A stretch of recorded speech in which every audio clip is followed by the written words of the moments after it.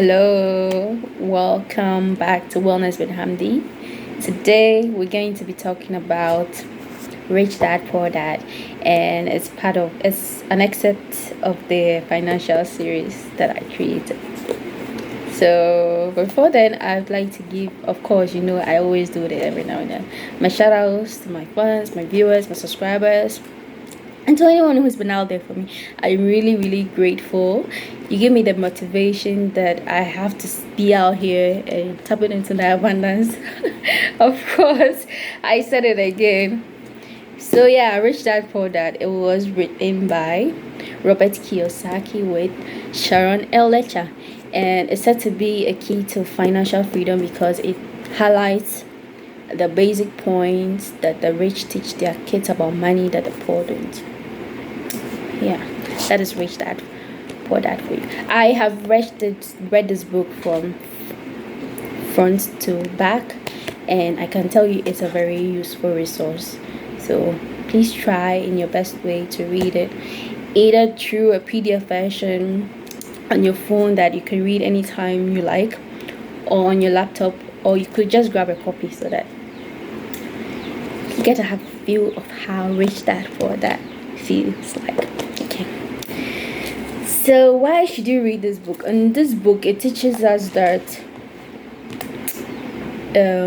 we are oftentimes we are too afraid. We're too afraid to take risks, to step out of our comfort zones and make critical decisions that can change our lives for the better. And we're also ignorant about money, so that just makes it worse. And Robert says that for us to just be better with money and all of that and be millionaires like he teaches in this book and many others, he says that we have to really do away with our fears, and we don't get stuck in the middle class and poor class status, because the middle class and poor often work for money, and it's all because of job security and some small vacations here and there that your institution or your workplace gives you, that makes you feel like, oh, okay, I couldn't have had it anyway. But then Robert also compares it to the fact that the rich, they don't work for money, they rather have money working for them. Okay, so which one would you rather be? Which category would you rather be? To be with the rich, or to be in the middle class or poor class? So it's about time you gave it a thought and decide on what to do.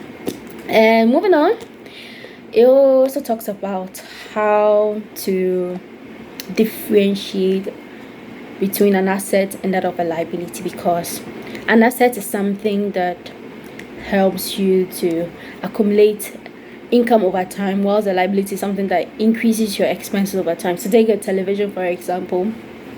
With the television you just bought, you don't have to pay for light bill, you have to pay for TV subscriptions and all of that, and over time you have to set money aside for repairs and all of that.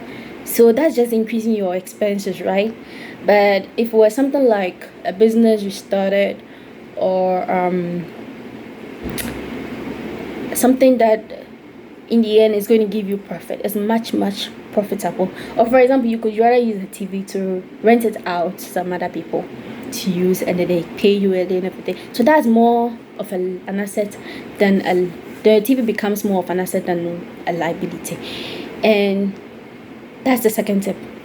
So moving on, he also says that we should learn to mind our own business, and by that I mean that we should learn to work for ourselves. Sometimes we are not really appreciated when we work for others because they don't pay us our true worth. Okay, and I know sometimes this talk about, I'm not doing it for the money, I'm just doing it to learn, or that could be your sole motivation. But if you really are looking out to be rich, you should learn how to mind your business. And also, that doesn't mean that you should just decide not to work for anybody. You can still work for other people, but still put in an effort to work for yourself. Like, start a small side hustle put in so much energy into that side hustle, and then over time you see that that side hustle grows. Okay, yeah, so there are many more, but these are the things I feel like are essential. We can't really digest the whole book. So that brings me to the did you know segment. So Robert says that in order to avoid worry, stress, and anxiety later in life, why don't we start now? Okay, starting now gives us the opportunity to make mistakes. Just as I'm out here, I'm making mistakes and I'm learning, and over time I'm going to get better. We're all going to get better. So that is the only way we could do now. We could get out of our current situations, take action. Okay. So our take-home message is that whatever it is that you want to do, whatever enormous plan, business idea, opportunity you get, and you've been falling back and procrastinating, you have to take action now. That is the only way for us or for you to become better. Okay, I can't emphasize this fact because it's obvious. We all talk about procrastination, but we all end up doing it. So what we can do is that let's just try. It may hurt some point in time, it may get stressful, but we just gotta do something, right? Yeah, we gotta do something. I knew it was gonna be stressful, but I still put myself out here, and every day it's a motivation for me to do my best, because I have a lot of people out there who are looking up to me.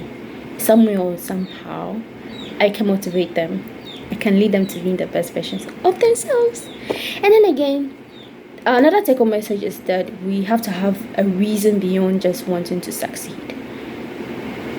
Okay, so what happens when you finally succeed? You get it all. At times you realize that when you've been wanting something for a very long time, you realize it's not so exciting like I thought it would be. So now, and you don't really appreciate it at that time.